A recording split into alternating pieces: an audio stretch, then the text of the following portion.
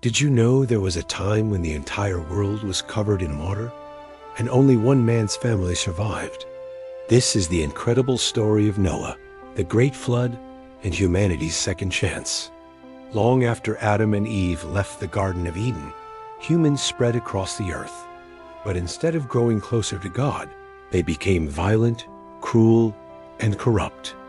The Lord saw how evil the people had become. He was sad that he had made them. It hurt him deeply to think that all the good he had planned for them would never come to pass. They had rejected him as their king and were determined to make life on earth as bad as possible. But this did not have to be their fate. The Lord had other plans. He chose one man named Noah, who was different from everyone else. He was kind and compassionate, and he always did what was right. Noah lived with his sons, Shem, Ham, and Japheth, and his wife, and they all served the Lord. One day, the Lord said to Noah, "I am going to destroy everything I have made on the earth, all people and all animals, for I regret that I have made them." But Noah found great favor in the eyes of the Lord. So he said, "Noah, I have seen that you are a righteous man, blameless in your generation, and I have decided to preserve you and your offspring with you in the boat. You must build a boat for yourself and your whole household, so that you can survive the flood that I will send upon the earth." Then Noah asked, "How long, Lord, before you bring about your plan? How long before the flood comes and I build an ark?" Noah knew that he didn't have much time, but he didn't complain or ask for more time. Instead, he started building the boat right away. The Lord told Noah exactly how to build the boat. It had to be huge, made of gopher wood, bound together with resin. It was to be 3 stories high, with a special compartment built into it for the animals.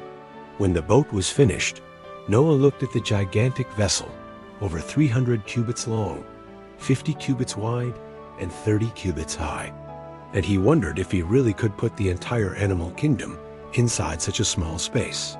But the Lord reassured him, saying, "I will indeed bring the floodwaters upon the earth for the punishment of the wicked. But you are to bring into the boat you and your sons with you, and your wife and daughters-in-law, and your sons-in-law too. By 2 of every kind of living thing that moves and everything that lives and flies, that it may live with you. And take with you food for you and for them, for each day, for every bird and beast, that it may live." Noah gathered his family in pairs of every kind of animal and brought them all into the boat. Soon, it was time for the great flood to begin. Noah and his family and all the animals were safe inside the boat, but everything outside was falling apart. The rains poured down for 40 days and 40 nights. The wind blew fiercely, causing waves to crash against the sides of the boat. Floods engulfed mountains, trees, and cities, wiping out all traces of human life. As Noah looked out into the raging waters, he knew that there was nowhere left for the wicked to hide. They had rejected the Lord, and now they were gone forever. Noah and his family felt deep sorrow for those lost in the flood, but they also knew that they were blessed to be saved. They clung to the side of the boat and waited patiently for the storm to pass. At first, it seemed like the rain would never stop. But finally, after 150 days, the clouds parted and the sun peeked through the cracks. Noah sent out a raven, which flew back and forth across the sky, unable to find dry land. But then he sent out a dove, and this time it came back with an olive leaf in its mouth. A sign that the waters were receding and dry land was visible again. Noah waited another week before sending out the dove again, but it did not return. So he knew that the earth was ready to be rediscovered. As the rain subsided, Noah and his family emerged from the boat and stepped onto the dry land. They were greeted by a world that was both familiar and strange. The mountains and valleys looked the same, but everything else was new. All the people, cities, and even wild animals were gone. Noah and his family were truly alone. Looking around, Noah realized that they needed a new beginning. So he built an altar and offered sacrifices to the Lord. thanking him for saving their lives and giving them a second chance. The Lord smelled the sweet aroma of the burnt offering and was pleased with Noah and his family. He promised never to curse the earth again and gave Noah and his descendants permission to live anywhere they wanted. As a symbol of this new covenant between God and man, the Lord placed a rainbow in the sky. Then the Lord said to Noah and his sons, "Be fruitful and multiply. Fill the earth and subdue it. Rule the fish in the sea, the birds in the sky, and everything that moves along the ground." And so Noah and his sons began the great task of repopulating the earth with all kinds of animals and plants. They released the animals they had brought out of the flood and watched as they filled the forests and meadows. They planted seeds that sprouted into crops and trees, and they taught their children and grandchildren about the Lord and his promises. The world was different now, but there was still evil in it. Yet the Lord had hope for the future, because he knew that there were people like Noah who were kind, compassionate, and believed in him. Through Noah and his family, the Lord was able to start over and create a better world. The story of Noah reminds us that no matter how dark things may seem, there is always hope for a brighter future.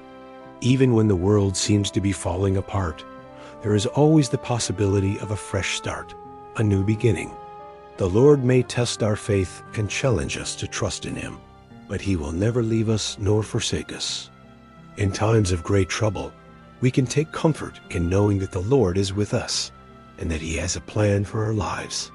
We may not always understand his ways, but we can trust that he will guide us and protect us if we have faith in him. So let us remember the story of Noah and his family as we face the challenges of life.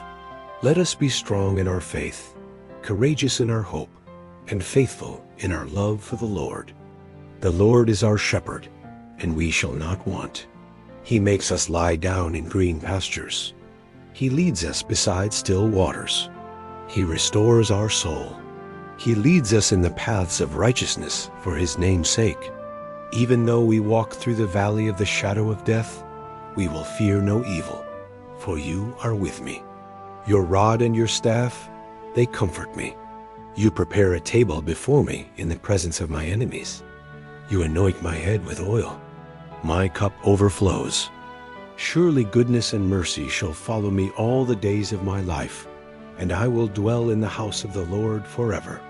Noah, the righteous man, was warned by God about the impending destruction of the world due to its wickedness. Guided by divine instructions, he constructed a massive boat called an ark to preserve himself, his family, and 2 of every kind of animal.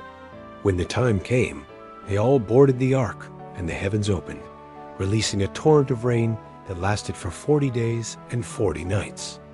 This deluge wiped out all life on earth except for those who had sought refuge in the ark.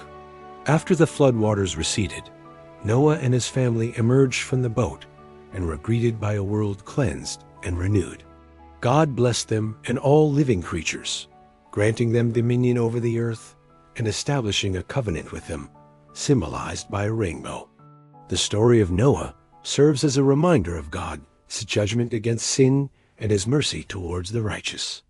It also offers a message of hope and renewal, signifying a fresh start for humanity after the devastating flood.